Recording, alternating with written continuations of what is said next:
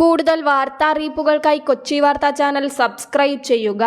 രണ്ടാം ഘട്ട ലോക്സഭാ തെരഞ്ഞെടുപ്പിൽ കേരളത്തിൽ ജനങ്ങൾ വിധിയെഴുതി കഴിഞ്ഞു. ഇനി ജൂൺ 4 വരെയുള്ള കാത്തിരിപ്പാണ്.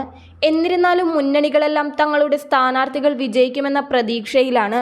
എന്നാൽ LDFും UDFും ശക്തമായി പോരാടുന്ന ചില മണ്ഡലങ്ങളുണ്ട്. BJPക്ക് കാര്യമായ സ്വാധീനമില്ലാത്ത LDF UDF സ്ഥാനാർത്ഥികൾ തമ്മിൽ ശക്തമായി പോരാട്ടം നടക്കുന്ന കേരളത്തിലെ 3 മണ്ഡലങ്ങൾ ഏതൊക്കെയെന്ന് നോക്കാം. വടകര. LDFിന് വേണ്ടി KK ശൈലജയും UDFിന് വേണ്ടി ഷാഫി പറമ്പിലും BJPക്ക് വേണ്ടി പ്രഫുൽ കൃഷ്ണയുമാണ് വടകരയിൽ മത്സരത്തിനിറങ്ങിയത്. എന്നാൽ ഇവിടെ മത്സരം നടക്കുന്നത് LDFും UDFും തമ്മിലാണ്.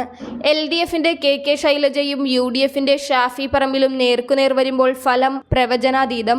അഭിപ്രായ സർവേകൾ മാറി മാറി ഇരുവരുടെയും വിജയവും തോൽവിയും പ്രവചിച്ചതോടെ ആരു ജയിക്കുമെന്ന് പറയാൻ പോലും സാധിക്കാത്ത അവസ്ഥയാണിവിടെ.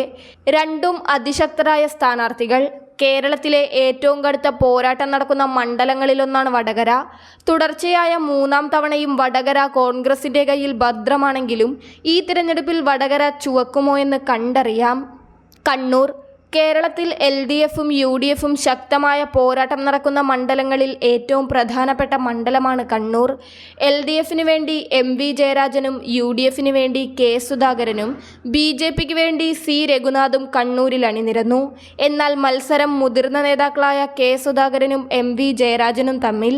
ഇരുവരും ഒന്നിനൊന്ന് ശക്തരായ സ്ഥാനാർത്ഥികൾ. അഭിപ്രായ സർവേകൾ ഇരുവർക്കും ഒരുപോലെ ജയതോൽവികൾ പ്രഖ്യാപിച്ചതിനാൽ തന്നെ കണ്ണൂർ ആർക്കൊപ്പം നിൽക്കുമെന്ന് പ്രവചിക്കാൻ പോലും സാധിക്കാത്ത അവസ്ഥ. ഇതുവരെ നടന്ന തിരഞ്ഞെടുപ്പുകളിൽ കണ്ണൂർ സമ്മിശ്ര ഫലം കാഴ്ചവെച്ചതിനാൽ തന്നെ വിജയം ആർക്കൊപ്പമെന്നറിയാൻ ജൂൺ 4 വരെ കാത്തിരിക്കണം. ആലത്തൂർ.